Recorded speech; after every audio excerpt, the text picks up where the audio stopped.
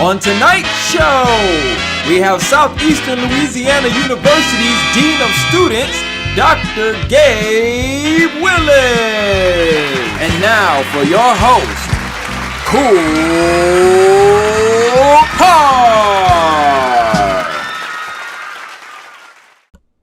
What's going on, everybody? Welcome back to the show. Kicking It with KoolKard, episode 4-5. 4-5, y'all.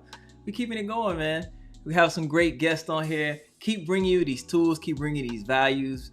If you're new to the show, I just invite you to subscribe, so I can continue bringing you all the jewels and the gems that my guests bring to me and I can give to you and you can enjoy it. All right. So once again, I want to tell everybody, please go out and vote. Make a difference. You cannot complain if you're not going to go out and do your part. So get out there and vote. I don't do politics like that, but cast your vote. I've already done mine. It's early voting. I know somewhere in some states you can't even do early voting. I had a guest on last week, Dr. Barbara Coney, and she was telling me in Mississippi, there's no early voting. And I think that's a trap. Just my personal opinion. I think it's a trap because you got one day for everybody to get out there and cast a vote. It's kind of hard sometimes.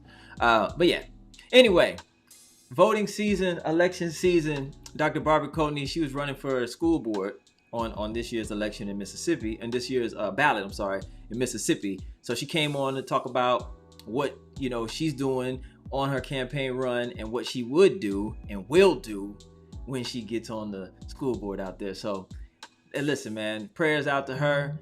I wish her well. I think she's going to do great. I think she's going to get it. Very, very well educated, elegant, classy woman. And really enjoyed her conversation, really enjoyed her interview. Hope you guys can check that out. If you haven't checked it out, it's on the channel. Check out the replay, episode 44. So it's good, man. But to keep that going, I got another educator. Dr. Gabe Willis. He's joining me today. He is the Dean of Students at Southeastern Louisiana University. We're going to keep it going, man. We're talking big stuff here, all right? Got some educators on here. It's election season. It's voting season. It's education time. Hey, man, you kicking it? Let me bring him on in with a nice little warm welcome, and we're going to let him tell you all about what he's got going on and how he's leading people to excellence. These students, young men and women, yeah, it's going down like that.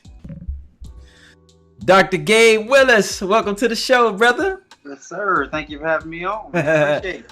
Yes, definitely. Hey, man, it's voting season. It's election time. It's only right that I bring on some leaders in their own right.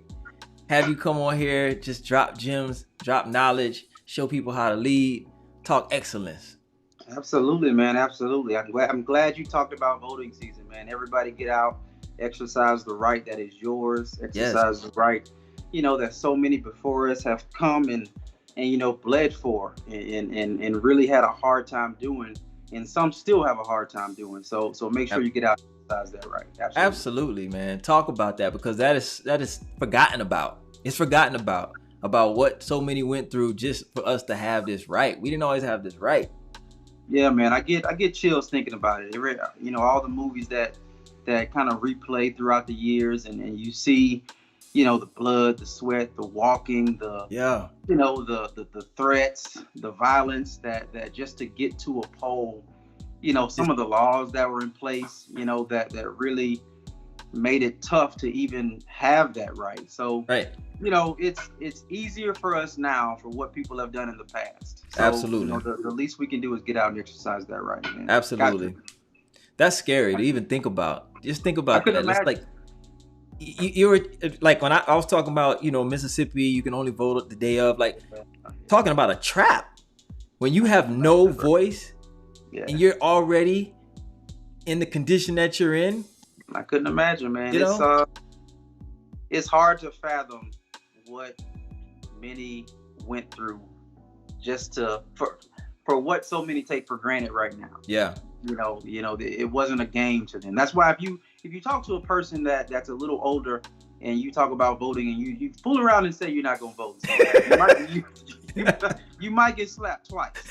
You just might get slapped twice. You might get slapped twice. You just might. They suffered. They endured a lot to get to that point. So. Yeah, and it should be celebrated for people. Even especially young voters, to get even new young voters to get out, vote, have their voice be heard. When I went to the polls, man, they were celebrating new voters, first time voters. When the first time voters stepped up to the table, everybody celebrated and they shouted it out, first time voter. They're clapping and celebrating because it's a big deal.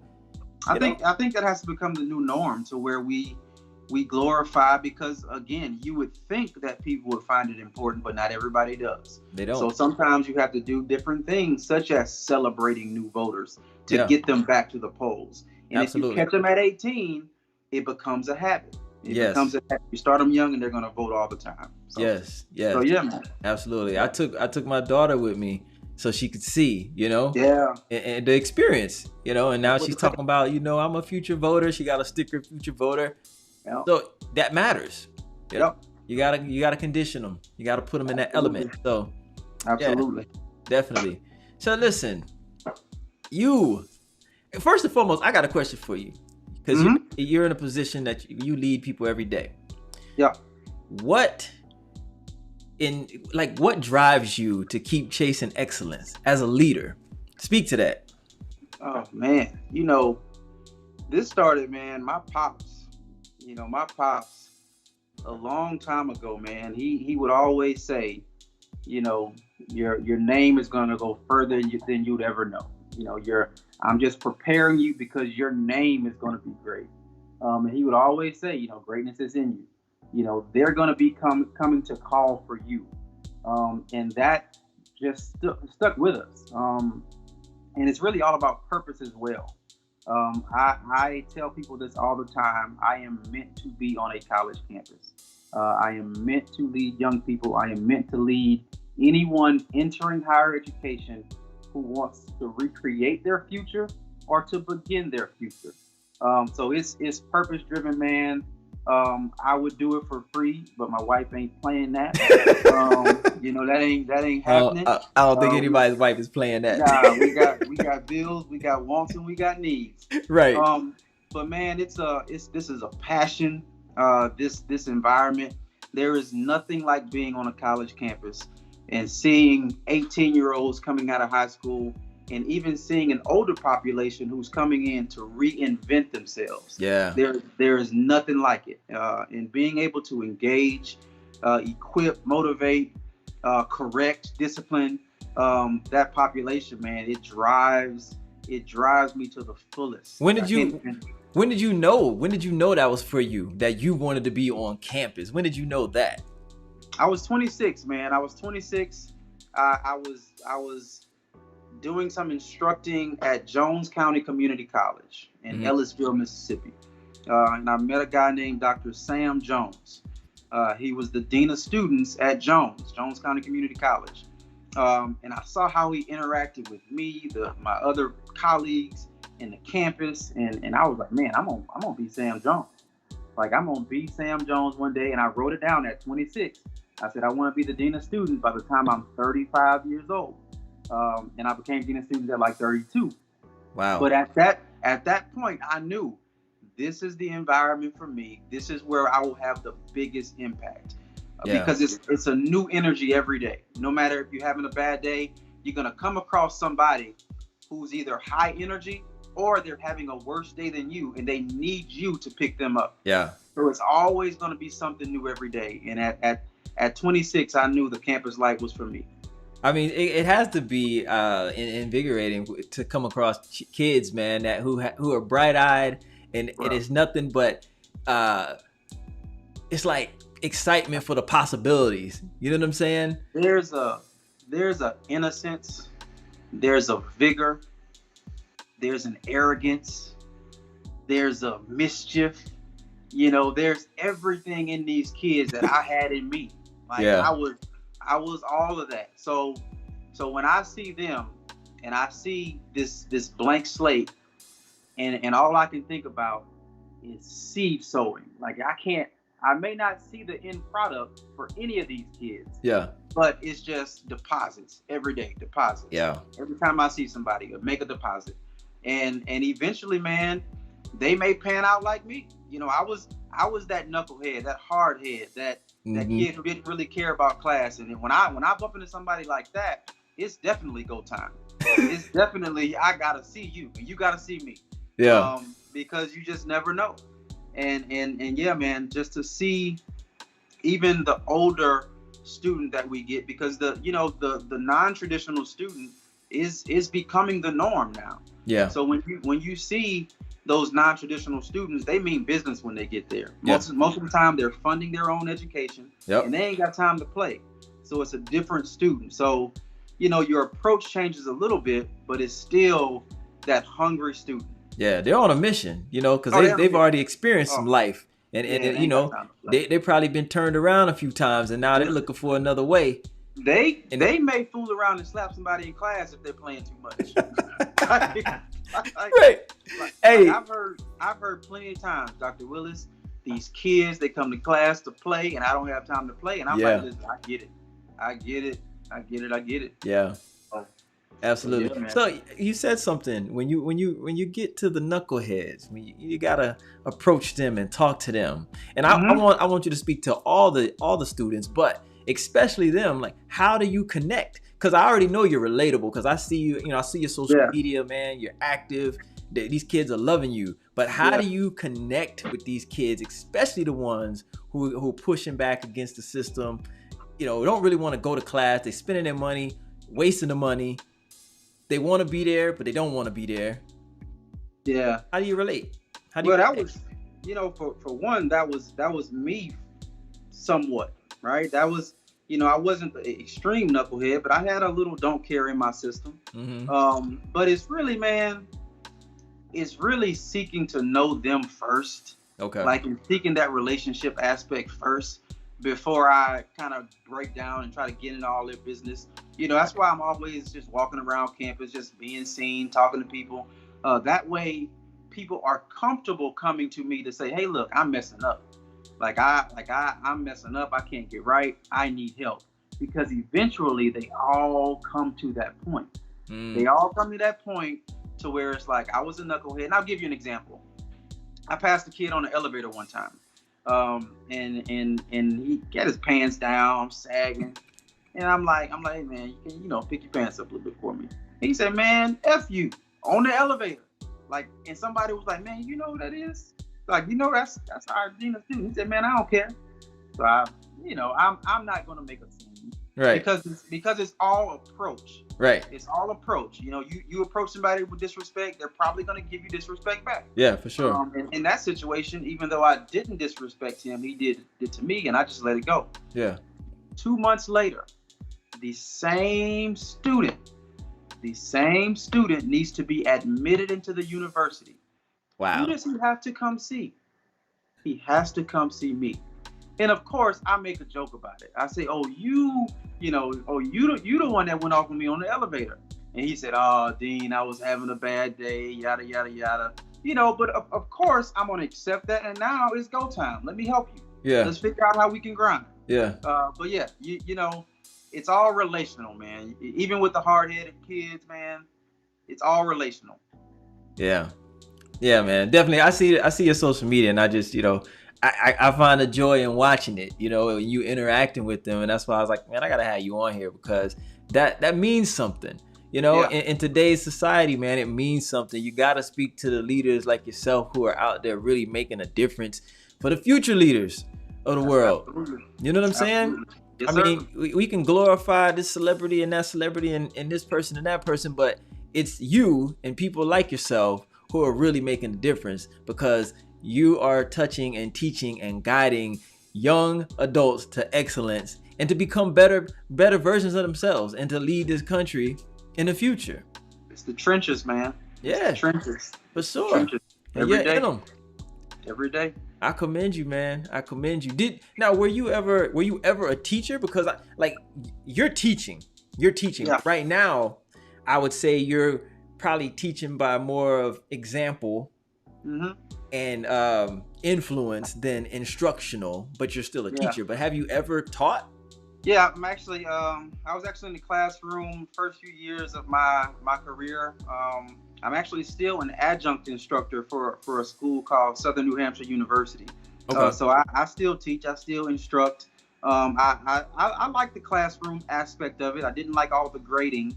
and things like that. But it was one thing students have to do every day. They have to go to class. So that time that they're in your class, they're your captured audience. So within that time period that they have to come see you, you have the time to sow a seed, to make deposits, to impact their lives in a positive manner. So absolutely, shout out to our faculty who are full time and who do it every day. Yeah, because it's tough, especially in the midst of COVID, man. It's not easy. It's not easy. Everybody's adjusting on the fly. Everybody's having to create these different plans, online, in person, hybrid. So shout out to everybody adjusting in the classroom, because it's not easy. I was going to ask you a little bit about how you guys are handling COVID, with the separation and just, just following protocol. Like, how's that been for you guys on campus? How you manage that? It's actually been, the preparation was hard because it was so much unknown, because you were making plans, you were preparing, but you didn't know. Yeah. Like, all right, we're gonna make sure we're gonna check the capacity of each classroom, each building on campus. Every building we had to check the capacity. We're gonna make sure the residence halls were wiped down on a regular basis. We're gonna make sure the student union had glass or these little private shields in between the tables. We're going to make sure we put masks everywhere on campus, because we have a mask mandate, social distancing mandate. So it was a lot of preparation, man. And it's still, people are getting tired. People are tired of the whole COVID thing. Oh, man. People are tired of the precautions. And it's hard to keep people diligent. So that's what I preach all the time. If you follow me on Twitter at Dr. Gabe Willis, I'm always preaching, mask up, student body, social distance. We have to stay diligent, because this thing can spike at any point. I actually do the contact tracing for our student body on campus, and it can spike at any point. But everybody, we call it a pivot in higher education, but we've pivoted pretty good. We've tried to take all the precautions that we could, and we're doing a good job. Yeah, man, that's great to hear. How does the contact tracing thing work? Well, we at Southeastern, we go on a self-reporting model. That if a student, if they've been exposed to somebody positive with COVID, if they're having symptoms, or they've gotten a test and they're positive themselves, we have a self-reporting model that they can go to our website, and they can report that they've experienced one of the three. And then we have a team. Once we get all that information, we have a 2-step process. Once they get all that information, we're making calls. We're making calls. We're emailing, trying to figure out, okay, you were exposed. Who are you exposed to? You're positive. Who did you be? Do you have a roommate? Do you live on campus? Do you work on campus?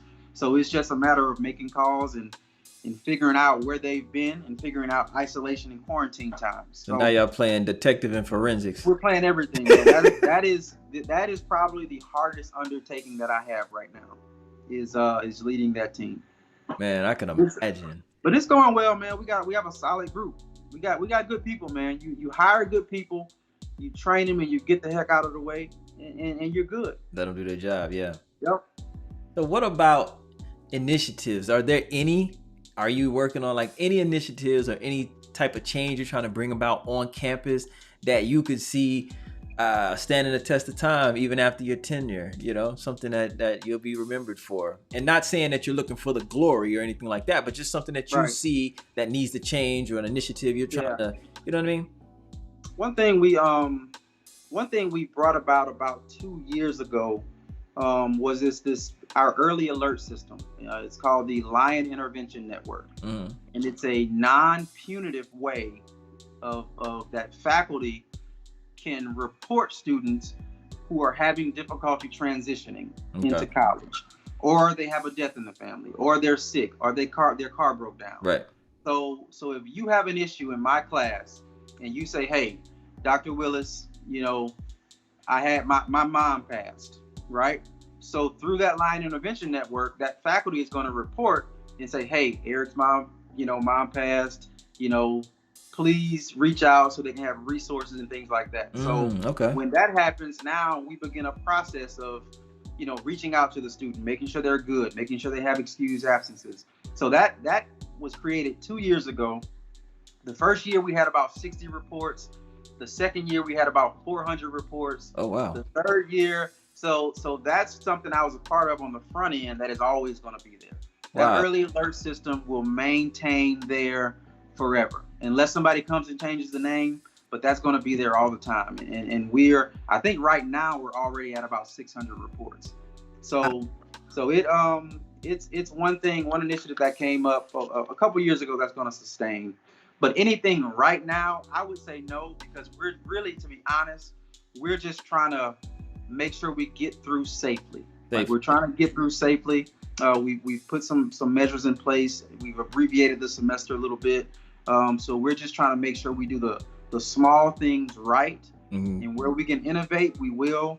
But it's all about being consistent. Oh, my goodness. What happened? Yeah, I think we lost him for a second, but he'll get back. There you go.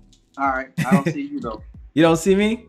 Yeah, I got you. You got me? Okay, cool. I got you. Cool. I got you. I thought I put it on Do Not Disturb. No, it's all good, man. It's all good.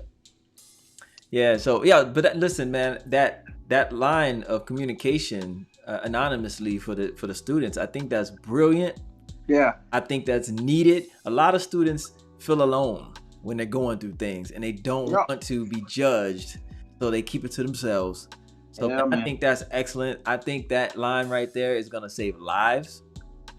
You know, and it does. And the what it does is connect dots. It connects dots. So if somebody is reported through that early alert system, it's saved in a database, and now we get to communicate with different people on campus to say, all right, you were reported here. Were you also reported here? Okay. Are you having financial aid issues? Are you having classroom issues? Are you seeing the counseling center? Right. Are you registered with disability services? So you can see the trickle down. So now we're connecting the dots, and when you kind of infiltrate early, you cut something off that could have been really bad. Man. And that is the importance of that platform. It's caught so many issues early that could have led to something horrible. Wow. Do you know? Yeah, it's good. Do you know of any other universities that have that? I think everybody has an early alert system. Okay. I don't know if they function the same way. Okay. Everybody has some type of early alert system, but I don't know if everybody's function like ours does. But everybody has it in some capacity. Yeah. They better. They better if they don't. Yeah, man. So, yeah. I think that's brilliant.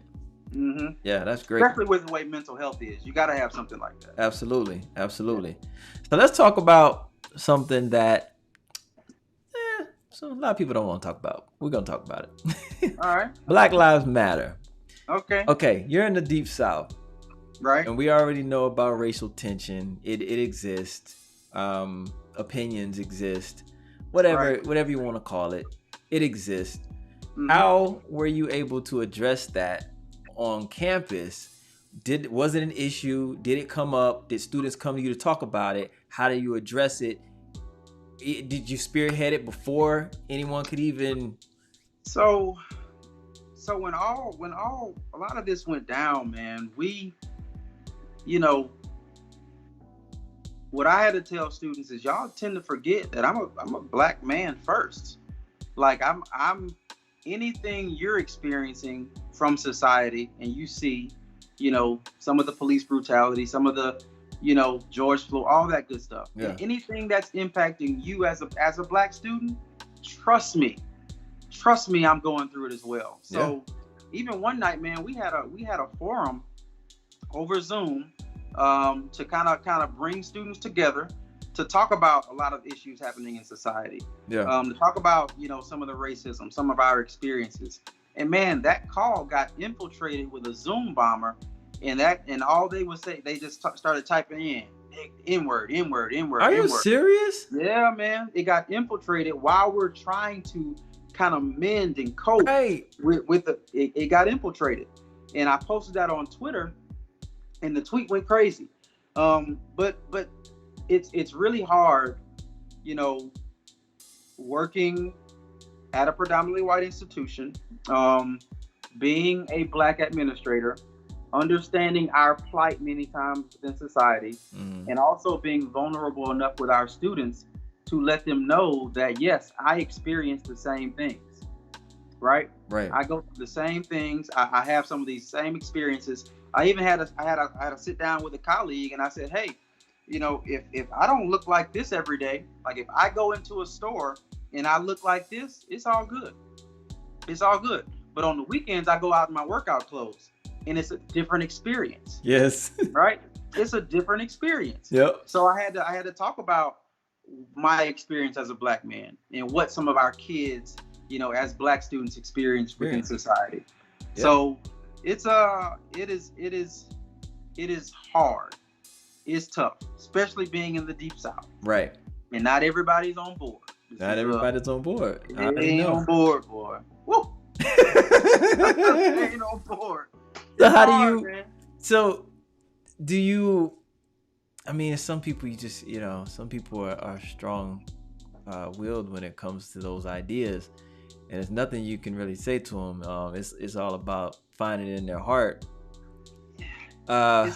It's a heart thing. But go ahead. But I was gonna say, for the most part, like the majority of campus, were you able to have people stand in solidarity and at least know that what's going on is wrong? Or you don't really get that deep into it. You don't really want to get too political. I think there's a large part of our campus that when you kind of look at it, that would stand in solidarity, but a large part also don't want to have the conversation. Yeah, I was gonna say they just want to they know it exists. They feel some type of way about it, not really against it, but they don't want to talk about it. And that's what everybody was saying. It's like we all have white Caucasian friends who support us, support what we do, know that it's wrong. Yeah. But are speechless. They're silent. Yeah. And what good does that do? You gotta be a racism interrupter. Like you can support me, but are you what does it look like outside of my presence? Right. All right. What does it look like when you're at a dinner table and somebody says something that you don't stand for? Are you gonna correct them? Are you gonna correct them? Exactly. And I don't think there's enough of that. Yeah. Absolutely. There's not enough of that. And until we get to that point, like I told a group of colleagues right now a few weeks ago, I said, until we get to a point where people who look like me aren't really causing the ruckus and trying to fight this thing, and it's more people that look like y'all fighting it. Yeah. Then we can, we'll have more growth. It's not enough of them that want to get uncomfortable or be uncomfortable or judged by their peer group. Yeah, it's difficult. It's difficult for them. Yeah, for sure. But I do have a lot of colleagues that are. I have a lot of colleagues, and not necessarily at Southeastern, some are, but at other institutions that are there. They're ready. They stand on the front line, and they're committed. So, if we can grow more in that area, it would be, of course, better. Yeah, for sure. I mean, everywhere. Yeah. Everywhere, right? It's not just there, everywhere. So what about voting, man? We were talking about voting earlier. Any voting initiatives that you had on campus, led on campus to kind of get young adults to get out there and vote? And I think right now our Student Government Association is about to kick off something for our student population to get out and vote if they haven't already. I know that's been a hot topic. So, some of the SGA presidents within our area, they were trying to petition to have a complete day off to go vote, like having excused absences to get to the polls and go vote. That'd be great. I don't know if that's going to work, but they definitely shot for it. But it's an initiative going on most campuses, so okay. I'm looking forward to something on our campus as well. Yeah, it matters so much right now. It's essential. We need them. We need them, boy. They're trying to educate. Any program they have, they always add voting to it. Like, how can we educate about voting and have our program? Okay, yeah, so, that's great. Yeah, it's needed. It's definitely needed, man. Oh my God, right now. Gotta get out. Yeah, for sure, man. So, what's next on your radar for campus? Like, what after COVID, after the whole COVID thing, what's next for you? COVID is here. Can't look past COVID right now. COVID's here. Like I don't. I was on a webinar the other day, talking about COVID with the Louisiana Health Department, and for the foreseeable future, it's gonna be with us. Yeah. So it'll be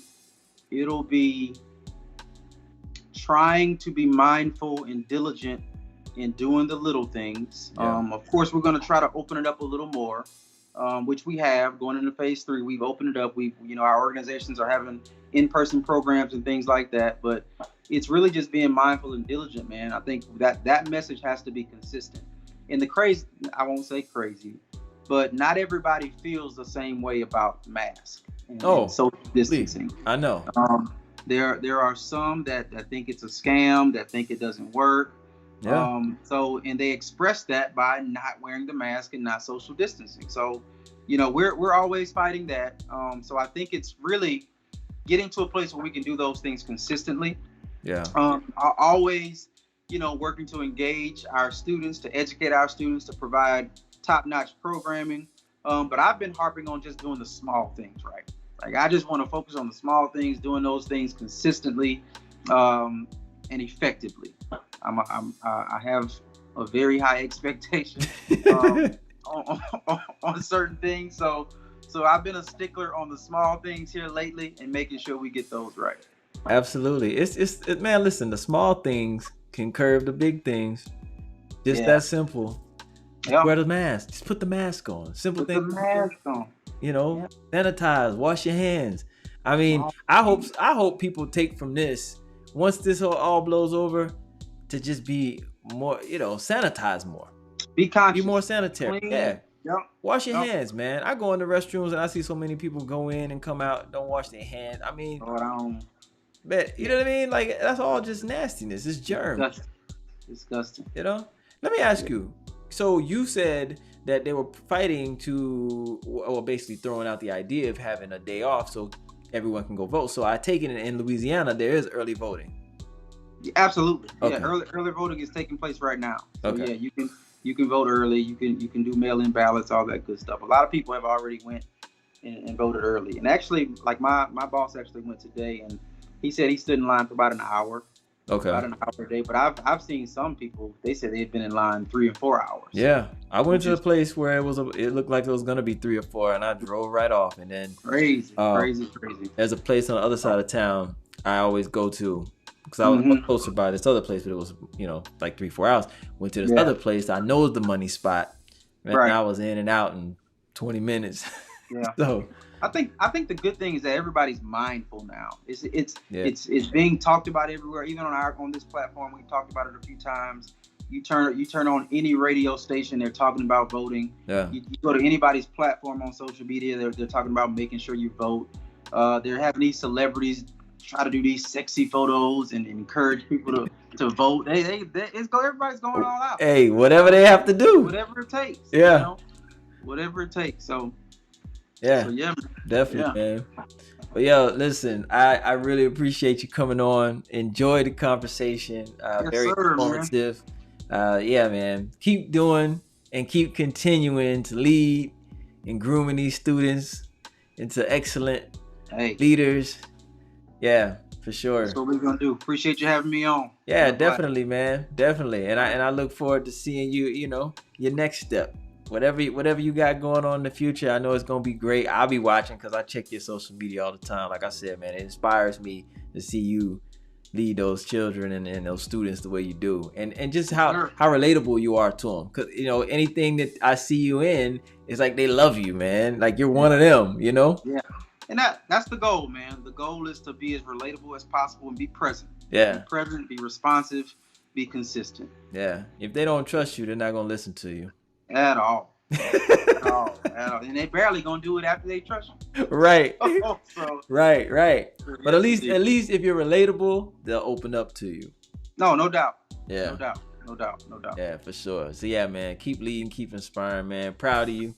Appreciate it. Yes, sir. Yes, sir. Hey, y'all, go check out Dr. Gabe Willis. It's Dr. Gabe Willis on Instagram, and it's just Dr. Willis on Twitter. Dr. Gabe Willis, I'm sorry, Dr. Gabe Willis on Twitter. He's very active, so if you want to support and just follow what he's doing great things, do that. Subscribe to the show. Y'all go check him out. Check me out on Instagram as well, KoolKard. I'll be here every Tuesday, 10 p.m. Another guest, bringing you value, bringing you gems. All right. Appreciate y'all tuning in, man. Until next time, next Tuesday. I don't know who I have, but I'll know then. You'll know then too. All right, y'all. Until next time. Hey, have a good night. Appreciate you. All right.